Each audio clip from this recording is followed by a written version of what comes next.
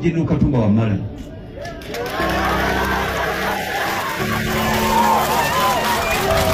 Nga tutuusibwako ebisago nga tetuli ba NRM.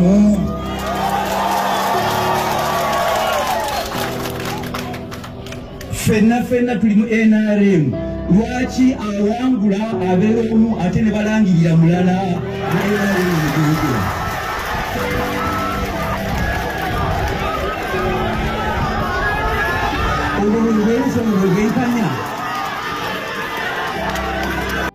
Amawulire agakagwawo yes genkedde nago olunaku olwaleero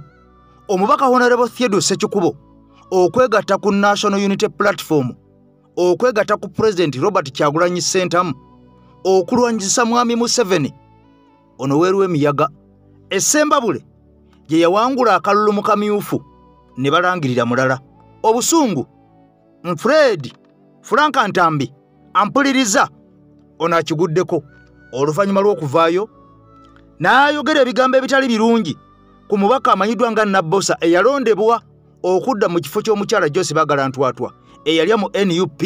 olukwe mu mbeera y'emu ampuliriza emyaka 28 omusibe gye yasibwa nga tawozesebwanga nga tasalirwanga kakati ono akawangamudde emyaka 28 tawozesebwanga tasalirwanga ali mu kkomera ali ku limandi avunaanibwa okuteeberezebwa bino nga bigenda mu maaso ampuliriza Frank Bamwine ayogerera amakomera agudde ku kyokya nze Eke Master tutandika butandisi ampuliriza ebigambo Asumaani basaalirwa ow'ebugiri President Kyagulanyi Ssentamu mitembo gye yali luli n'abagamba oyo namuta namumala byakola sibitegeera avunnamye atandise okwetonda ono anoonya Robert Kyagulanyi Ssentamu batuule boogere jjukira nzize nkugamba enkya n'eggulo nti okalya ddakaddadda envunyu ogirira mu katiko naye ate ekusanga mu ttaka kati wuliriza nja kusaba n'obuwombeefu gwatana bakwera ng'otwegattako guno gwe mukutu gwa AKTV Media Uganda nkusaba osubscribinge oba oti okonene kade buli video zeteekayo ng'eno ereme kubeera nga ekusuba era mu mbeera y'emu nkusaba video sooka ogimpere ekigalo kubanga bw'ogiwa ekigalo message eno egenda kutalaga egenda kutambula buli Munnayuganda yenna waali abeere ng'agimanya Pulezidenti Robert Kyagulanyi Ssentamu ayongedde okulaga essajja ayolekedde ampuliriza okufuuka pulezidenti w'eggwanga Uganda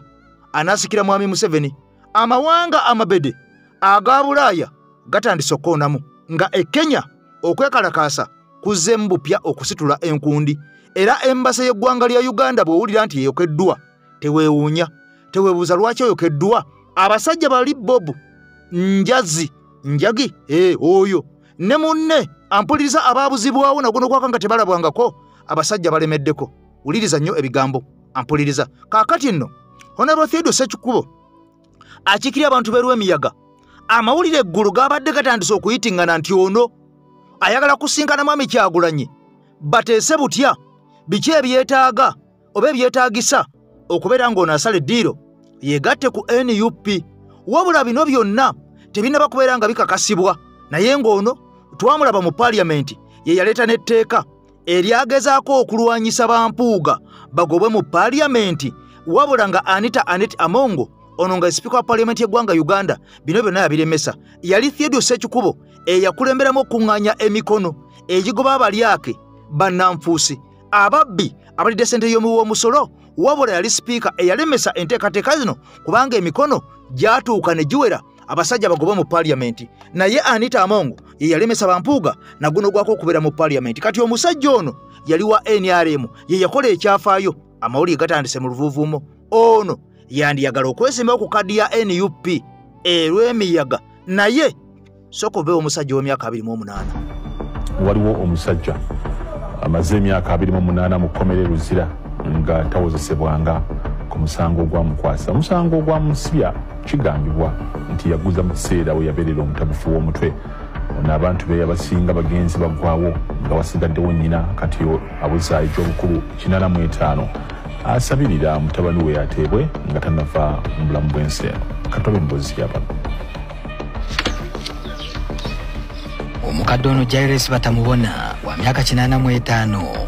mutuuze ku kyalo Kakoni omuluka gwe Lwamiyonga mu gombola y'e Mwizi mu disitulikiti y'e Lwampala. Kumpi yasigala bwa Namunigina oluvannyuma lw'abantu be bonna okumufaako. Yali abeera ne mutabani wa Alfred Byamukama eyagiranga ekiseera n'atabukamu ku bwongo ate n'atereera. Akaleka kutugambira ebintu bitali byo. Basiku yabugamira oliya yagabalira yabula yali mufi akali kiri kiruka. Emirundi ngeta ndatabuka n'atereera n'atabuka n'atereera. Abuno mu kitundu bana abantu bali bakimanye nti ateera okulwala. Kyokka n'omutabani ayogerwako eyasigalawo yakamala emyaka 28 mu kkomera. Mu kiseera kino Batambona takyamanyi mutabani we bwafaanana kuba yeewuuba mu kkomera okutuusa agamukyalira lwe gaamuggwamu. Yakoma okumukyalira emyaka 9 emabega. Kakibe kifaananyi kya mutabani we takirinaamu mu nju. Abakiine ngo bakakitwara. Gye yatulagiridde nti oba oliawo balinayo kopi nabo kyababuze. Wakireba yakireba kitwara. Ekisinga okumuluma kwe kuleka ebibye nga teriiko akuuma kuba awulira amaanyi gamuwedde. Nawe bwe bakafuka 5. Abo nibo babiri bandeberera bafuka. Abana akafuka omuzigijo nuri kurataho nondijo wakasigaraho kamwe. Okuva mu kkomera nawe wakanga takyawamanya. Olowooza bwayingira wanamanya nti kitawe yafa. Bwe yazalwa nawe n'afa. Asigaddeyo ye mama yokka. Mu 1997 yali aweza emyaka 27. Mu mwezi ogwokusatu yava waka ku ssaawa nga 2 ez'ekiro nga gy'alaga teri amanyiiyo nga kirabika omutwe gwali guttuse. Omusomesa Kate yali asomesa ku Lubagano Primary School yali munywanyi mu maka Byamukama gy'azaalwa. Kato yali ava ku mirimu gye egy'okusomesa ekiro n'asanga Byamukama nga yakava eka ali mu ddene ne yeebuuza gy'alaga n'ayagala amuzzeeka. Omusomesa teyamanya nti ku luno omutwe gwa Byamukama gwali gutabuse okusukka ku bwabeera bulijjo. Byamukama yali atambudde n'omuyini n'agukuba omusomesa ku mutwe. Ati Byamukama yamwirukaho yamuteera omuhini gwaha yamwonjera ogundi musha yamwita. Sande Godfrey eyali ssentebe wa LC1 eya Lubagano Seero mu kiseera ekyo yatuuka mangu okutaakiriza embeera. Nshango oba abateera takafukire kunkana oli owamuteera aliwaho ekinakozire nka chairman bakwata bona omurugwire muta mu motoka noli owateera muta mu motoka oli akunayikira a polisi muta mu polisi oli akyutara mugumiza mu mwirwaliro. Omusomesa mu ddwaliro teyadda ngulu. Omusajja ogwo yafa yali master ng'asomesa wano. Buli omwe yamulumizibwa. Buli omwe gwe yawulira nti ono amuse baali baagala n'olaafe. Singa Saabaddeho nga chairman nawe yandifudde. Batambona nnyina wa Byamukama yakakibwa okusenguka n'ava we yali abeera. Batunda ne basenguka kubanga baali baliraanwa. Oli bwe yafa baali baategeera nti bayinza kubakola bubi. Ni batunda ni basenguka ni bagenda wala. Kyokka ye nnyina wa Byamukama alumiriza y'abatuuze baafuuka kiso kya mbuzi ekirekerera omusi ne kitunulira omubaazi kuba baayonoona ebintu bye okwali enju n'ebisolo bye yali alunda. Iyi gavumenti ngambye ekikunimanya ngo omwana kiita omuntu ebintu byanje babyaya babishiisha naguma ndi bati mbagambire ngo enshingwe kandi bakabireeba. Byamukama yaggulwako omusango gw'okutta omuntu. Kyokka poliisi y'embala neetegeeza nti bwe kinaazuulwanga ddala yaguzza omutwe mutabufu ajja kuteebwa. Batugambira ngo baza kumutwara butabika bamucebera omutwe bashanga ahulire bamulekule bashanga yabeera tabukire bamukome. Okuva olwo Byamukama yatwalibwa eruzira era giweze emyaka 28 tawozesebwanga. Ebbanga eryo lyonna terina omu ku kyalo yali ayitiddwa kuwa bujulizi ku musibo ono. Ne ssentebe kennyini yamutwala ku poliisi teri yaddamu kubaako kyamubuuza. Era Sande Godfrey agamba ne bwe kwandibadde kubayita ab'oku kyalo baakirabirawo nti ebyagwawo kumpi kaali kabenje. Yarava ku ssomero n'agenda waka tatamidde tanyweddeko na katono. Olindi basisinkana n'amukuba n'amutta. Olowooza tolaba nti ekyo yali accident yenye. Ng'amaze okutaasa Byamukama ku batuuze abamu abandiyagadde okutwalira amateeka mu ngalo, Sande yeebuuza ebya kkooti gye byaggweera. Bw'oba oyingidde ekkomera kkooti erina obusobozi obusalamu. Kyoba olaba nti kuva mu myaka egyo nga 3 tiwala bayinza n'okuyita wano ng'abantu tibakyamujjukira kubanga yagenda ali muvubuka kati ndowooza akadi. Abaafiirwa omuntu waabwe Sande agamba nabo bamativu nti teri yagoberera kujja musibo ono mu kkomera newankubadde kyamu okuba nti tannawozesebwa. N'ennaku zino nabo basanyufu kubanga balaba nti kwere ebbanga lye bamusibamu tiwali mulala yagendayo kumunona, tewali n'agendayo kumulaba wadde n'okumukyalira, abamuti bamenye nawaali. Baatuuka n'okulowooza nti yafiira mu kkomera era mbu n'ekitundu kyamuvaako. Eyasibwanga wa myaka 27 kati wa 55. Twalowooza nti yafa, ekitundu kyamusonyiwa okweri ebbanga ddene. Singa n'ava mu kkomera olowooza kyalina mugaso ki gwagenda okukolera eggwanga. Ssentebe akitegeera bulungi nti obuzibu si bwakutamuzi wa musango, naye okumusiba nga amaze okuwozesebwa. Ebigambo bye tebyawukanye n'ebyabalwanizi b'eddembe ly'obuntu. Siyinza mala gagamba nti gavumenti emusonyiwa, naye olaba ebbanga ng'oli mu kkomera togenda mu kkooti, ate na afazale gavumenti yandimusalidde. Newankubadde agambibwa okuba nti yenyigira mu kikolwa eky'okutta, naye ate nga alabika nti n'omutwe gwe si mulamu bulungi. Omusibe ng'oyo kumala emyaka 28 kiba kityobola eddembe lye, kubanga amateeka gatulagira nti omuntu yenna bw'abanga alina omusango gw'azizza ng'ateeberezebwa okuba nga alina omusango gw'azizza alina okuwozesebwa mu kiseera ekigere. Frank Bayine nga ye mwogezi w'ekitongole ky'amakomera mu ggwanga akakasiza nti kituufu byamuka mu musango yaguzza omutwe si mulamu. Abalamuzi bwe bakizuula nti omutwe ogwo tegwali mulamu nga akola ekyo ekikolobero, era bamusindika ku kye tuyita ministers order. Si yeyo yekka, tulina abasibe abawera abagenzi bateeka ku ministers order. Bayine annyonnyodde lwaki byamukama abadde akyakuumirwa mu kkomera okumala emyaka 28. Buli lwabadde bamuzaayo kumukebera nga basanga obwongo tebunatereera, naye kyaddaki era abasawo bagambye nti asobola kati kuba awozesebwa engeri obujjanjabi waliwo we butuuse ku bwongo bwe, era tulina essuubi kati wenjogera ati mbalira mu high court, tulina essuubi nti ajja kuba nga awulirizibwa oba n'omusango gwe gumalirizibwa. Patrick Senyon. Yes, webale nnyo muganda wange Patrick Senyondo, ono comrade asaka egguliro nakuol'eggulo nakuwadde emboozi ey'omukyala ow'emyaka gye gimu n'omukadde ono eyanyagibwako ettaka lye, era nga Patrick Senyondo eyatuleetedde emboozi eno ng'ettaka lye lyanyagibwa era nga yalinyaga munnamagye Kano Mulamba, kyokka ng'omukyala oli y'omu ku bakaada ate aba NRM, nga kitegeeza ne bw'oba oli mugagga ne bw'oba oli mu magye ne bw'oba oli luddawa ekiri mu ggwanga Uganda ojja kukifeesinga. Kati bino byonna nga bigenda mu maaso ng'omaze okulaba omuntu emyaka 28 ampuliriza ng'ali mu kkomera yasibwa, wabula okusinziira ku bamwine ono agamba mbu ono kati agenza atereera era agenda kuwulirizibwa. Abaffe bamala kulondola muntu ono emyaka gino gyonna obadde okola ki okuvayo okutegeeza ensi omuntu ono embeera gy'alimu, era bano bamala kwekubira nduulu ne bituuka ne mu mawulire olwo omutwe gw'omusajja oli eyasibwa ne guba nga gugenze gutereera era ng'agenda kutwalibwa ne mu kkooti. Bannange njaganye tutunulire ebigambo bino tuwulirize ensonga zino, kubanga ensi yaffe etuuse ewatasaana kubeera nga etuuka myaka 28 nga kyakakasibwa nti n'omusango yaguzza omusajja omutwe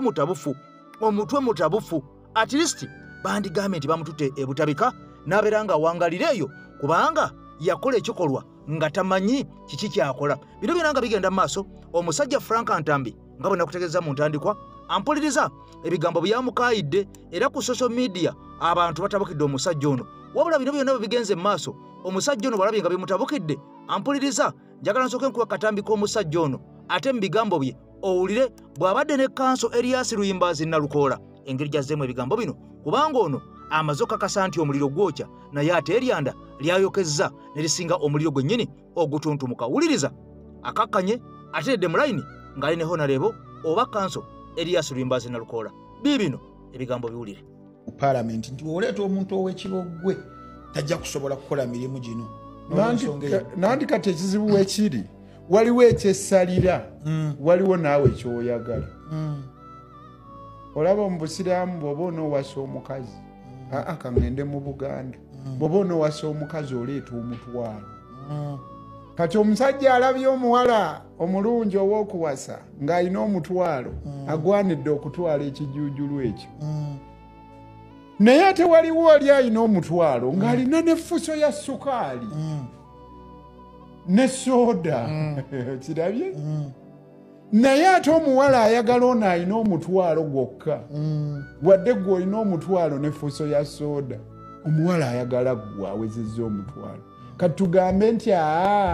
tusooke kuperereza muwala ono nti ono alina omutwalo gwokka tomutwala bambi twala oli alina n'essukaali n'ebirala ontegedde kankimenye kyekiri nti abalonzi ono alina PhD si gwe baagadde baagala ono alina siniya y'omukaaga naye ate nga ne siniya y'omukaaga abaakola ssemateeka baagamba nti yaba alina ebisaanizo ebijjudde tumulekewo alina siniya y'omukaaga tutwale owa PhD tukole emirimu ebiri tulina okugenda tunoonya akalulu ate mu ngeri y'emu tuperereze n'abalonzi nti bannange wadde ono owa PhD si gwe mwagala naye ate ye mutuufu yasobola okusoma ebitabo bino ebingi mu kaseera akatono yalina obukugu ono owa PhD yalibadde yatuyambako dda okugenda ne yeesigayo mu bantu anti the difference bali argument gye baleeta kangikiikirire nti olumala okubasindika mu parliament bebo boolabanga n'okebera ku Hansard tekuliiko anything ekikye tekuliiko tiwaliwo wadde wadde applyinga nga amaze okubeera ng'atuuka eri kubanga obusobozi bwe bulina we bukoma nga bali bagamba nti mutusindikire ku bantu abalina obusobozi okukakkalabya emirimu gya parliament. Bwana Frank Ntambi ono gwoyagala tusindikeyo yeye mmye omukisa bwe yalemereddwa okumatiza abalonzi babeere nga ye gwe basuusuuta oyagala tubakakaatikeko bokakaatisa abalonzi kyono mu mutwale lwampaka kubanga yalina obukugu anti wewagira argument ya populism waliwo abantu abamu nga muli popular ku ground naye nga temulina busobozi kukola mirimu giri naye oli naayita ekyo ekitone nze oyagala nkyesangule ontegedde kuli kuvuganya asinze obululu obungi yakola ki yayitawo ate kankubulire kino tumaze ebbanga ddene nga ffe tukaayana tugamba gavumenti eno egwe naye okugwa kwayo kuganye nga kuyita eyo gye twogerera twagala abantu tubakunge basobole okusuula ono basobole okukunga abantu yoyo abeera ali popula gwe bawulira ontegedde bwe tulimala okutereeza oba oli awo muliddamu ne mutuulayo naye bannansi baabawaamu bamagulu meeru bwe baagenda bwe baatuwaamu abamanyi okwogera because ate twafuuka babbi oba ontegedde kati kyova olaba nti olumu batuuka ne bagamba nti bamasiba amataayi baveeyo tubyekolere naye lwakuba balina nabo okusoomoozebwa nti waliwo ekisaanizo ky'okuba omuyigirize naye ne kino kankikugambe era okiwulire n'abatulaba eyo bakimanye omuntu aba akulimba bw'akugamba nti awagira Robert Kyagulanyi Ssentamu Bobi Wine kuba president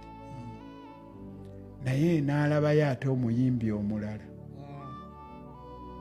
agamba nti otasaanira nga naye ate ye ate tasaanira ate ku kifo ekitone nnyo bw'okigeraageranya ku bwaki ku buli kyawaggulu kiri ekyokubiri omukazi atafumbirwangako tebamuyita mugumba omukazi atafumbirwangako tebamuyita mugumba ekyo kyeboogera bwe tuba tuzze mu lunyanyimbe kiri speculative ti olw'okuba mwayinako abajja ne batoogera noono naye mumumma omukisa nti naye tajja obunafu bwabali kati wawe bagezesereza abaddako nekyokubiri nti bo abagamba nti bayivu palamenti eyo babadde yebbanga nebbanga neera nga tewali kikyuka nemukyusa ki kakati gwe kankubula ebimu bisoomooza mugenda mu katawuni akamu katugambe muyinza okugenda akatawuni Lusaka lwa Mmese mwe gwe mugamba nti ono yasoma ebitabo bannange nga bwe mumuleeta akadaala omwanjulayo ng'abantu baga ate ono alina ebisiniya ey'omukaaga ng'ate yayaka nga wekyali ku keesi ya ambasada Birigwa ne Santege Sebagala 98 wa Kampala kyovudde olaba nga nkugamba nti omulamu ogwo tugukubaganyeko ebirowoozo nga tugwegendereza abantu bayimba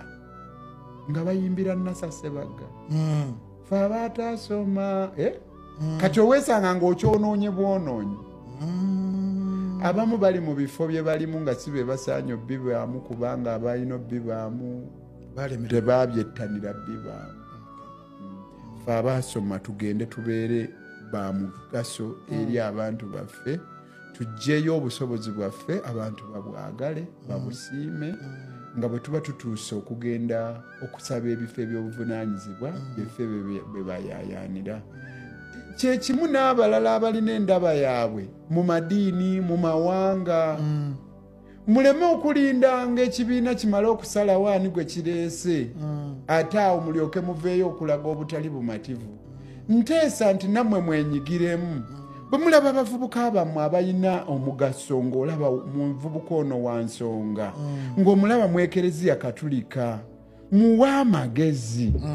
nti mugwe teekateeka tukwagala otwala obuvunaanyizibwa bw'okutukiikirira oba ku ggombolola oba mu paalamenti tukikole tusobole okuba nga twetabamu mu kuteekateeka abavubuka abo abanajja okutwala obuvunaanyizibwa mu ggwanga lyaffe mu kifo ky'okulinda obudde nga bugenze wezibeera classes 2 gwe Elias Nalukoola oli plead oli lawyer ate oli kyoli ebirala binabadde ngambye kilabu zino oba classes zino 2 eriwa gyogenda okuyingiramu eyaba elites n'eyaba wheelbarrow pushers mu context ya discussion eno nga bagambye nti olina wabula okuvaayo okukakkana okwogera ebigambo ebyo byowulire n'ebibuuzo byabuuzizza kanso Elias Luyimbazi Nalukoola ng'omusajja ono mukkakkamu era nga mugonvu nnyo waliwo akazita kamuteekeddwako. Jjukira nti ono yakamala okubeera nga ava eruzira ku misango gye mwategeera mwenna era yali kanso Elias Luyimbazi Nalukoola eyayimirira mu kkooti omusajja ono ne bamuyimirira n'afundikira ng'afulumye ekkomera. Kati olunaku olwaleero oba olunaku olwajjo ampuliriza ebigambo omusajja ono byawandiise byamuzalidde ebitukula makaayi byazalira ku nsiko era ogenda okakkana ng'abantu bamuviiriddeyo ne batuuka n'okumuwooninga ne bamujjukiza ekyamutwala eruzira nti ku luno bw'ateesonyiwa mubaka waabwe Honorable Nabbosa ampuliriza kiyinza okusuka ku kyeruzira kiyinza okusuka ku ekyo ekyamutuukako nga bamututte eruzira. Kakati nno oba oli awo embuulire bwetafa yonna era ekigambo kimu ku muntu omugezi kiba kimala nga Munnabuddu bw'agamba nti one word is enough to a wise. Kati Frank Ntambi bwe yawulidde ebigambo bino omusajja ng'amugambye togunywa oguwanda ogwaffe tugujjula gubimba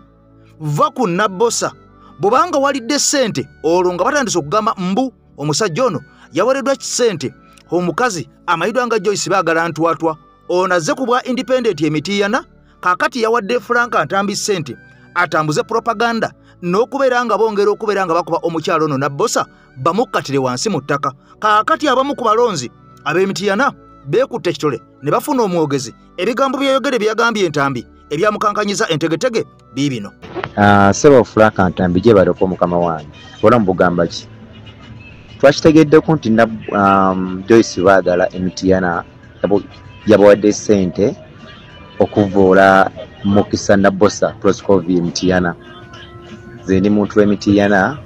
tomanyi neze nkumanyi please and please kibeere enebe last warning boddamu okulinnyirira Nabbosa ku interview zo olaba n'ogundi yakutwala eruzira kiw bajja ku luno bajja kukubuza obuuza bw'oteesonyiwe Nabbosa va ku Nabbosa sigala mu interview zo z'okoleza ekisiru. In fact ne ku kitebe kya Nuupu oyinza obutaddamu wadde okulinnyayo bw'abanga Joyce baagala ne Ssemujju Ibrahim babawadde ssente muvoole abantu baffe abakulembeze baffe muyinza obutamalaako eno warning njikuwadde toddamu kuvula mukisa na bosa tomumanyi era nkusaba mwesonyire ddala otherwise ojja kufuna obuzibu otamanyi lya ssente zo zibakuwadde ebyange bitono owulidde weesonyiwe abantu weesonyiwe abantu tujja kwasa ebyama byo byokola nga mupangisa ezo ennyumba ez'ebbeeyi nga mwegattako abakazi abalina ssente nga mubazina ekirindi byonna ebikukwatako tubimanyi so weesonyiwe nabbosa mukisa eno warning. Kaakati nno ebigambo byongedde okulanda, ebigambo byongedde okutabuka nga bwe mwawulidde omukyala omu eyavuddeyo n'agamba nti Buganda ffe Museveni waakiri okuyiwa omusaayi. Ebigambo byongedde okulanda. Waliwo akakundi, waliwo akabondo, emitiiyana, akabondo kano konna akataafuna kaadi eza NUP ku mitendera gyonna ku bw'abakansala, bameeya, bachairman LC5, ba MP omuli ba Joyce Baagala n'abalala beekozeemu akabinja ne beekolamu ka guruupu. Ampuliriza, ebigambo byongedde okulanda. Uliriza nnyo wano. Kigambibwa mbu bano beeronzeemu n'obukiiko omuli ne Cheba chairman, ba vice chairman n'abalala bwe batyo, ng'ekigendero ky'abantu bano kwe kutandika okutambulira mu kiguruupu nga kinene. Uliriza, okutambulira mu muyoolo, okugenda nga bakunga abantu baleme kulondera muntu yenna ate afunye kaadi eya NUP oba ali kwambuleera. Uliriza nnyo, bano kigambibwa waliwo sponsorship ebateekebwamu. Jjukira nakutegezeza olunaku olw'okwosajjo nti NRM egenda eyita mu bantu bano ssekinnoomu, era abamu babawadde ne ssente empitirivu, abamu ne babagamba temwesimbawo, abalala beesimbyewo ne babawa ssente ezibafacilitatinga. Kati wuliriza, bano beekozeemu emirimu okulaba nga balwanyisa buli muntu yenna owa ambuleera. Ekigendererwa ky'abantu bano si kulwanyisa muntu yenna owa NRM oba ali mu bbaasi, wabula okulwanyisa oyo ate ali mu ambuleera. Nga kino kyongera okukulaga n'okukutegeeza nti ensolima mu NUP zibadde mpitirivu nnyo, era waliwo ne bwino njagala nkuzanyira obutambi bubiri, akamu ka paati 1 ne paati 2 bwe njagala okusooka okuwa kati, ng'akamu kalumiriza Joyce Baagala ono ntwatwa emitiiyana, era nga bamulumiriza nti ku gurawundi ono abadde taliiyo, abadde yagenda dda ng'abeera mu bintu by'abampuuga ng'ab'emitiiyana yabeerabira dda, era nga bano balumiriza nti Mwami Kyagulanyi oba National Unity Platform oba akakiiko k'ebyokulonda okusula Joyce Baagala baakoze okusalawo okutuufu ennyo era omulimu munene nnyo, kubanga omukazi ono abadde ku gurawundi tagendayo, abadde talinnyayo yadde ku disitulikiti nga tagendangayo, yadde mu kanso eya disitulikiti ng'etudde talabwangako lunaku na lumu kubuuza bakansala n'abantu bonna bonna abeeyo kiki kye mwetaaga ng'omubaka omukyala okutwala ebirowoozo byabwe. Kati njagala owulirize okulya n'okkomba essowaani, era okimanye muganda wange Kakeeto twolekedde akaseera ak'akazigizigi ng'omukazi bwe yayogedde oweeri erwengo nti waakiri abantu bagenda kufa, bagenda kusuula emirambo, naye nga waakiri obululu babuwangudde. Era ebigambo bino byayogerako n'omusajja Mathias Mpuuga Nsamba e Masaka, n'agamba nti kakubeere kufa na muntu ajja kufa n'omuntu okufa n'obutanyagwa, naye ekifo kya Nnyendo Mukungwe kabeere nga Mpuuga ye yeesimbyewo, kabeere muntu mulala nga ye yeesimbyewo, tewali muntu mulala yina agenda kukitwala okufa n'obutanyagwa, kirina kubeera kya DF. Kaakati nno bino byonna ebigambo ebyogerwa tubitwala ng'ebyokusaaga. Njagala nsooke nkuzeeko emitiiyana. Jjukira nti emitiiyana Buganda. Kati wuliriza nnyo akatambi k'omusajja ono kansala. Tulinako paati 1, tulinako paati 2. Omupya nkusaba subscribinga, guno gwe mukutu gwaffe ogw'enkyukakyuka gwokka mu ggwanga Uganda ogukuwa amawulire ageeri wansi ku ttaka, era guno gwe mukutu gwaffe ogw'omuntu wa wansi oyo atagenda kubeera ng'alaba TV ne rediyo oba oli awatalina z'amanda oba amasannyalaze. Mu vidiyo gimpere like oba tonnagiwa like, nkwegalidde gimpere ekigalo kubanga olwo begenda kusaasaanira ensi yonna oba ogisindise. mbalamusizaako nnyo mwenna abandaba n'okusingira ddala bannamitiana n'eggwanga lyonna okutwalira awamu. Amannya nze Mukoza Tadeo, ndi mobilizer wa NUP owa Mityana District, ng'ate era ndi chairman wa NUP ow'eggombolola eyitibwa Maanyi, ng'ate era mu kiseera kye kimu nalondebwa 2021 mu kalulu akaggwa nenfuuka kansala wa disitulikiti nga nkiikirira ggombolola y'e Maanyi ku lukiiko olwa disitulikiti yaffe ey'Emityana. Ensonga endeese okwogerako olunaku olwaleero y'embeera eri mu kutambula naddala mu disitulikiti yaffe eno ey'Emityana. Twafunye ekizibu nti oluvannyuma lw'ekibiina kyaffe ekya National Unity Platform okugaba kaadi negaba flaga eri abagenda otukwatira bendera mu kulonda okuddako, abantu bangi nnyo abamiddwa kaadi abavuddeyo ne bajja independent actually bakoze kyoyinza okuyita layini yaabwe ne balonda ku chairman wa district ne babakaliwo bagundi abasuuliddwa abamiddwa kaadi ku bifo ebyenjawulo, MP Mityana Municipality, MP Mityana South Constituency, MP Mityana North Constituency n'ebifo ebirala, ba Mayor Mityana Municipality, Mayor Divisions ez'enjawulo bonna abamiddwa kaadi ne bakola layini yaabwe okugeza okulaga nti baagala okompitinga na NUP. N'eki kye njagala obbagamba bannamityana nti nga NUP tetulina, nkiddamu nga NUP tetuyina independent candidate yenna gwe tusimbyewo mu kulonda kuno.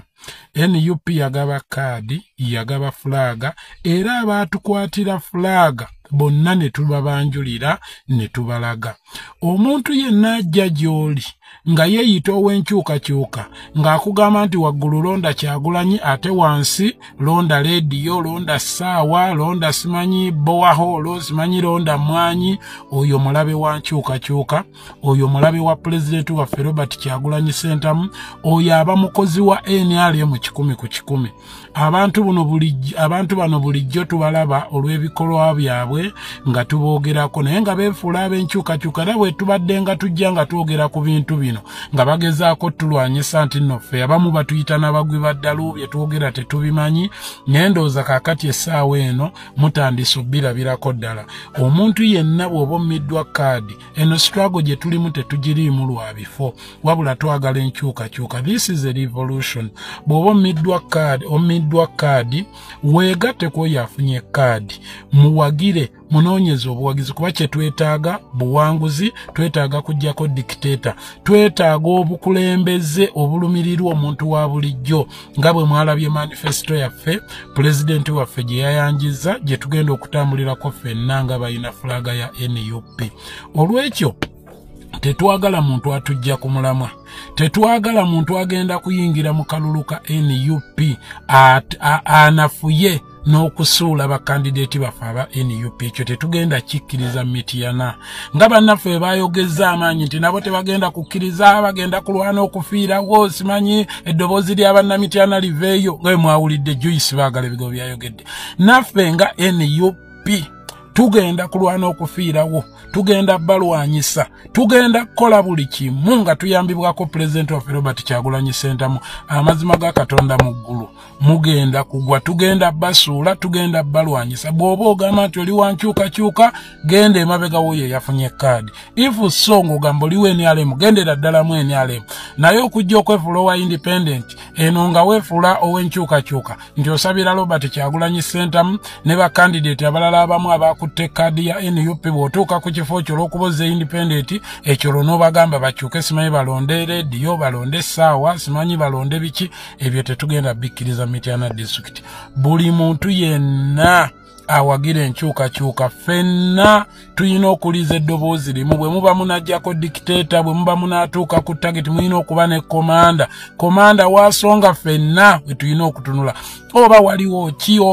oba simanyi bino, simanyi abulamu ono, simanyi tamanyi kwogera, simanyi ono munnakatemba biki, bassebo ne bannyabo, ogwo si gwe mulamwa, omulamwa kujjako dictator. Ffe pulezidenti waffe wasonga mwenna mwayitibwa mu vetting mwateekayo ebikwakwatako byonna ground babaga mujje ku ground abamu ne mutalinyo nga mugamba ku kitebe muyinayo abanene muyinayo baganda bammwe simanyi muyinayo be mwaguliridde be mwakoze eki fe ne tugamba ne ttiimu yange ya Nabbosa tekatubeere ku ground fe katunyinyitire nga tusaba akalulu abantu ne bajja ku ground ne balaba ani asinza ground ne tugenda mu vetting era nayo ne tuolesa obukugu kuba twali tutegedde ebyo oboolyawo bye basobola okubuuza naffe ne tulwana okulaba nga bye tukolako kaakati gwe bw'oba wagenda mu vetting ne bikukuba byonna n'ogwa kitegeeza ground yali tekoze ekitekukkiririzaamu tambula n'oyo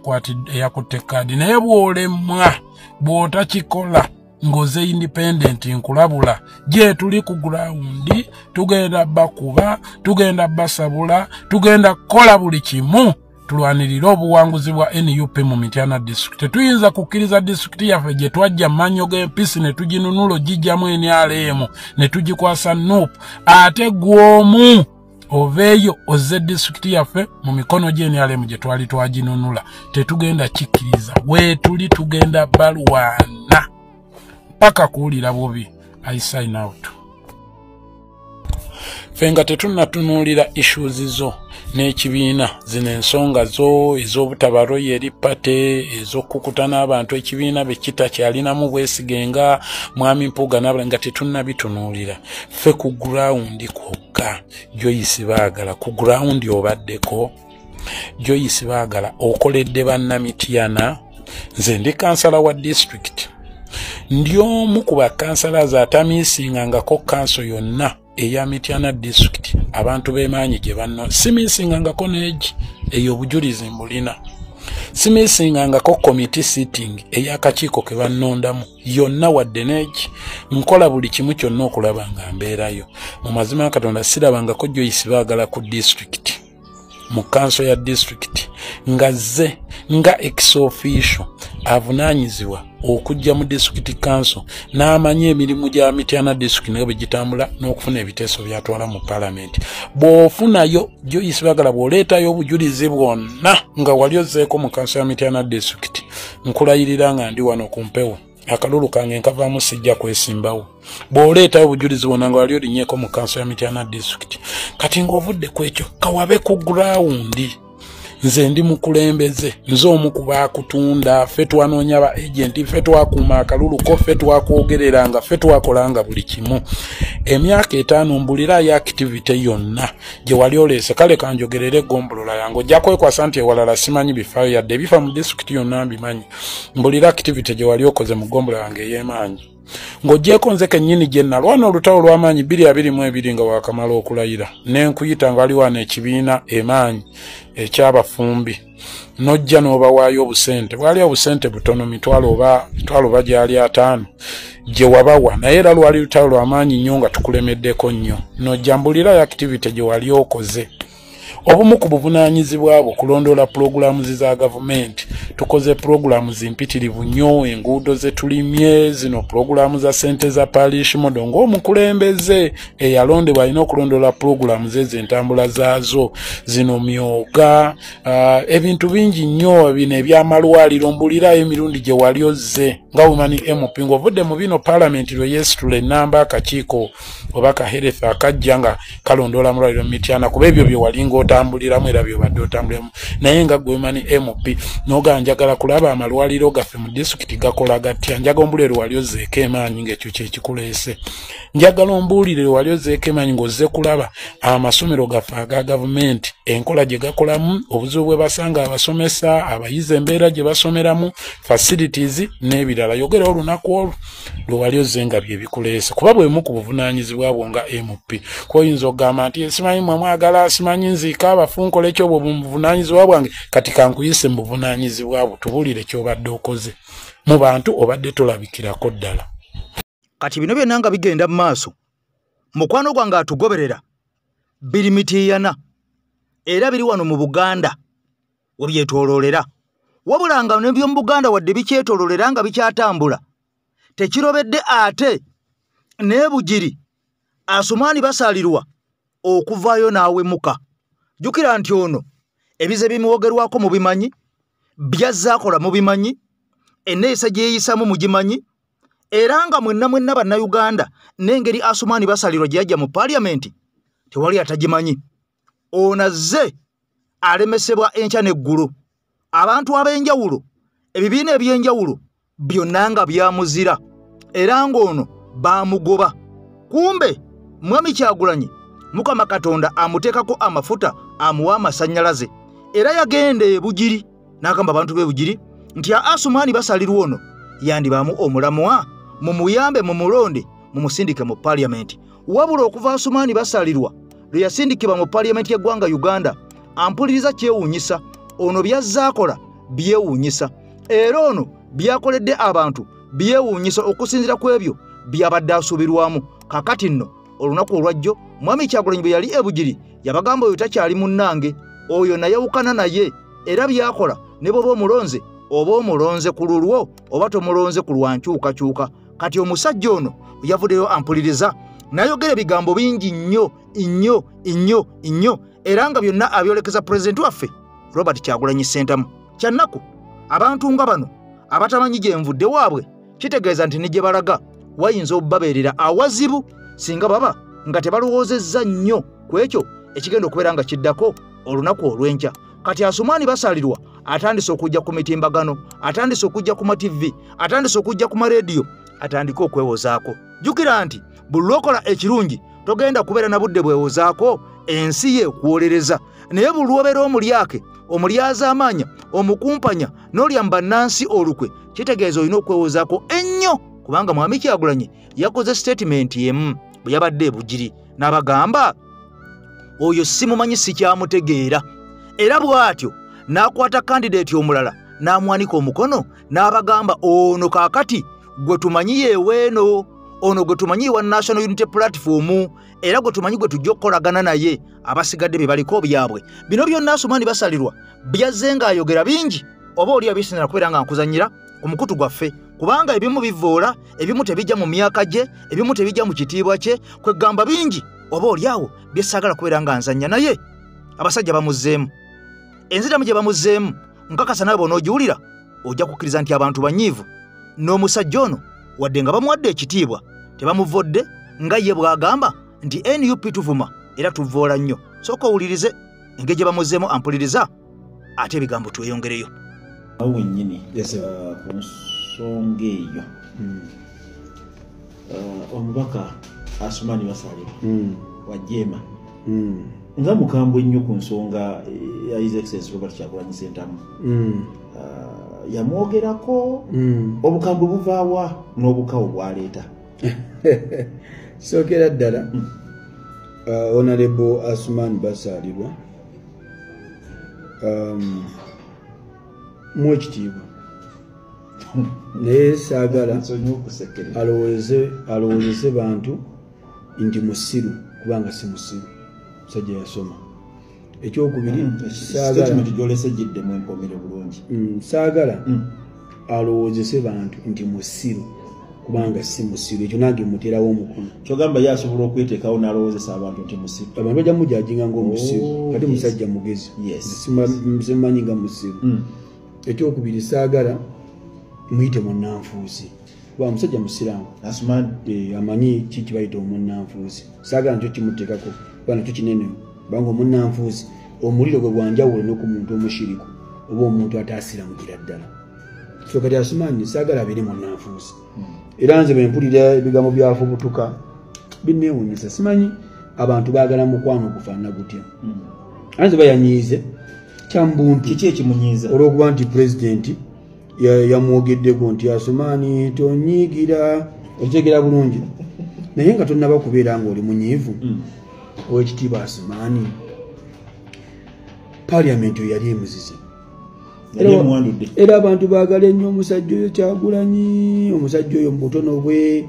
mu myaka gy'emito mu byobufuzi naye abantu bamunye ekitiibwa. Ate ekyasinga okuwa omusajja oyo lwaki abantu aba basobola oli music gwe yalimu alimu politics emirundi 10 okusinga bino balimu. Music wamaanyi nnyo mu byobufuzi okusinga bino balimu. Kati Honorable Asumaani nga tonnaba kwogera ebyo kujjayo nsikya kweriga bicha kwogera ku his excellence ojjukira we yakujja era gwe how did you pay him back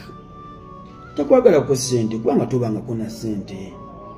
omusajja ajja mu campaign zo n'ebizibu yafunayo ng'emmotoka nga sente zaamwe azijja mu music n'agamuteke muzine emmotoka tugende tutwale muganda waffe mu parliament omusajja n'atuukiriza ekirooto kyo ekyali kikumazeeko sente zonna then bwe watuukayo ebintu by'okoze ddala mutuufu kikuwa enkizo okubeera nga his excellence ayinza oyimirira mu bantu addamu n'akusabira akalulu oba ye Asumani asobola okuyimirira n'agamba empagira Kyagulanyi ku byakoze. Thank you so much. Asobola kati anyiga ki nali Asumani onyiga ki ekintabula mu ekyo endaba chairman wa Jema Haji Muhammad Kibirige Mayanja y'omu ku ba sekonda ba his excellence Robert Kyagulanyi Center era twamulaba kulale Nateete ate Asumani ndaba byayogera ate tebikwatagana bya chairman wa Jema Asumani ye president wa Jema bekino Haji Kibirige Mayanja y'omu ku ba stakeholder ba Jema ono awagira Kyagulanyi era ne kulareze yaliko ngako campaigning opening campaign yali Nateete Muhammad Kibirige Mayanja yali atudenda ku front seat omanyo yo musomesa wa jena Maria senior 6 musomero kali Asumani kyenebuuza kyeki mukugirira okujja kulaleza Kyagulanyi era kankuwa ekigambo kimu Mwana Nabi Muhammad sallallahu alaihi wasallam ina hadithi naye mpanvu nyina gikwata nyonze mu tafsiri yagamba abantu nayo beekuŋŋaanya 10 bakujjeko ekintu Allah kyeyakuwa ne beekuŋŋaanya miliyoni Allah ng'ekintu yakikuwandikako nti kikyo tosobola kikujjako naye ate era abantu ne beekuŋŋaanya miliyoni tukujjeko Allah kyeyakuwandikako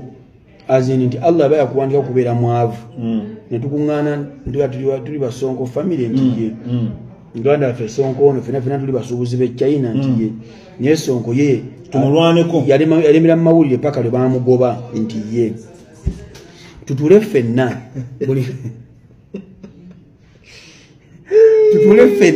akakokungoba kakunyuma ati bakugoba kikusanyusa niti bakugoba toli mugobe oyina omulimu kikusanyusa oyina omulimu oli mukobe so bakera ku macanga bakugobye kali tugamba abooluganda nti buli muntu akwatire emitwalo 10,000 egya $, tugikusondera abantu 7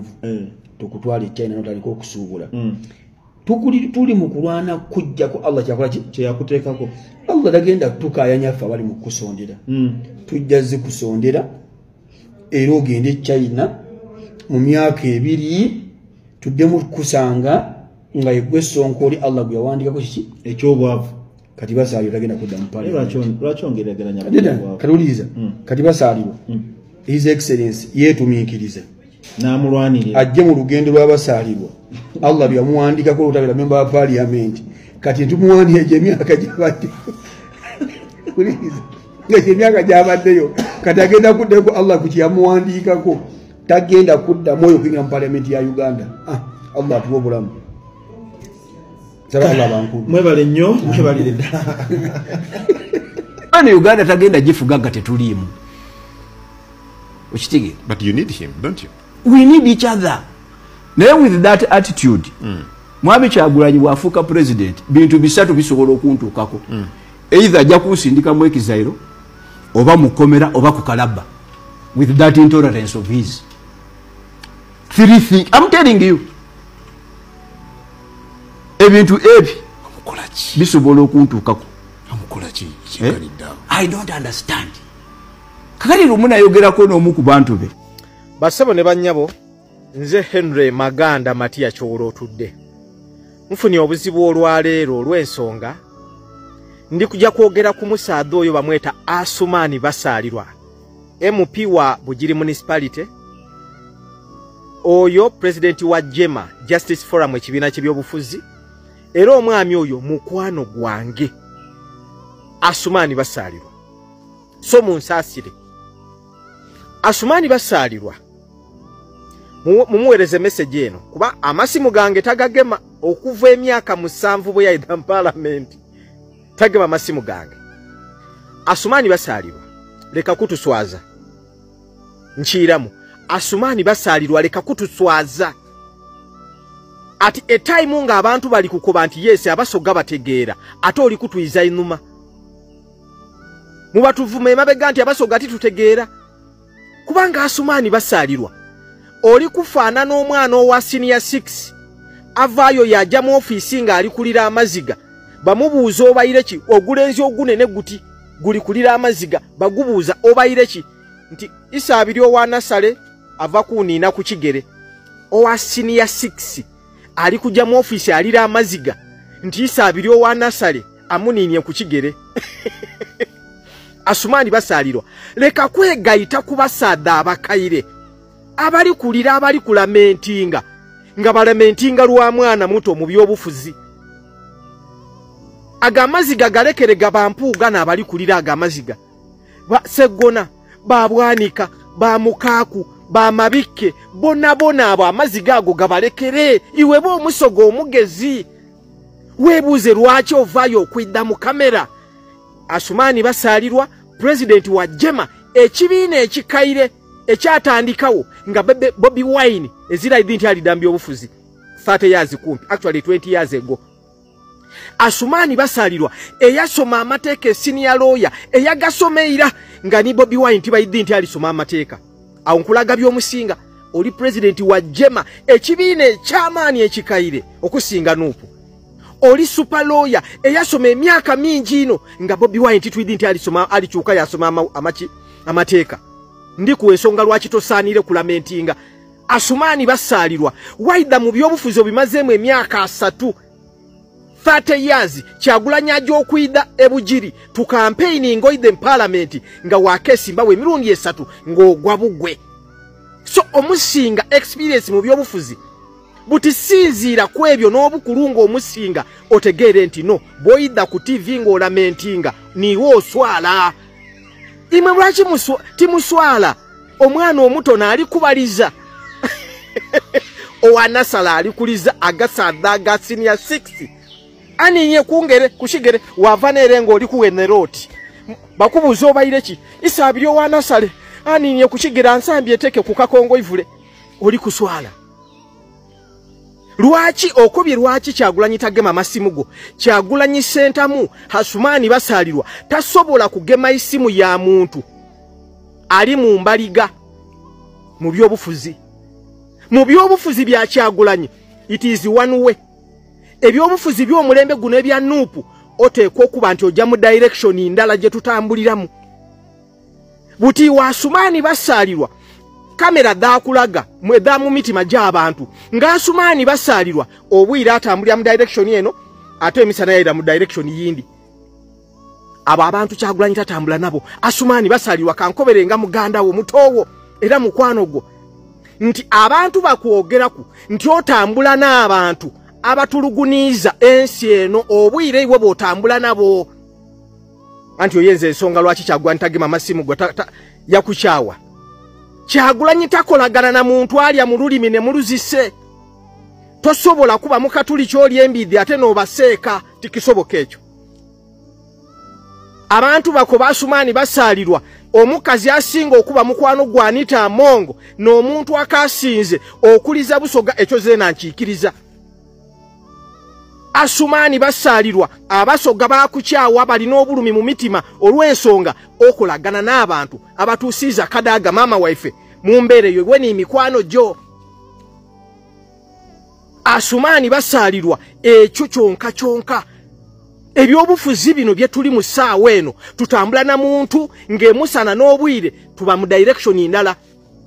yowo bolamentinga Kyagulanyi lwaki yaidye bujiri yandogerera obubi ati okundi campaigninga oli president wa Jema nono president wa Nuupu okitegeera lwaki ayogera kulina lyo ebyobufuzi ebyensi yona boogera ku personality Donald Trump emirundi ogwasooka omulundi ogwasooka yali akampeininga ng'akuba omukyala Hillary Rodham Clinton ng'ayogera ku Tina DP aye ng'akuba Rodham guno omulundi ogwayiraku Donald Trump yaida era yaida kukuba Joe Biden bwe yavaaku yakuba Kamala Parker so be sharp enough okutegeera ebyo nti ebyobufuzi toyida bwide kwogera ku DP oyogera ku bantu aye ekyama kiri nti abantu betaaga obe ni direction ndala abantu bakubona nti wena buti oli mu direction exactly mawo jatambuliramu Asumani basalirwa omukazi Anita Amongo gwokolagana naye nakyusiza abantu bonabona Jeno Museveni gwakozeisa okugulira bana byabufuzi ba wano Anita Amongo oyo dalingiwo anti wowo zambu kodi oyo nzemu no Asumani basalirwa nekyo ezira kindi ebyofuzi ffe byetuliku titwikirizaganya na muntu omisa noba nife ate obwire oba nibale vamu ebyo ebyobufuzi ebyo bikyamu salawo oluuyi lulala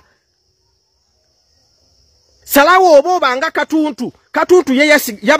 yava mu FDC yaira mu NRM aye yademo kwambala yero yasigala mu NRM ya wagati awo afanana ngeri envu erikali kwenga tiri akiragala tiri ya yero wena buti abantu bakubona sotori ozira kizibu kyona ife tulikwetaaga ole basalirwa Asumani oweiro oyo you know very well ebigambo byetwide nga tuogera you know very well okukuleta mu ntebe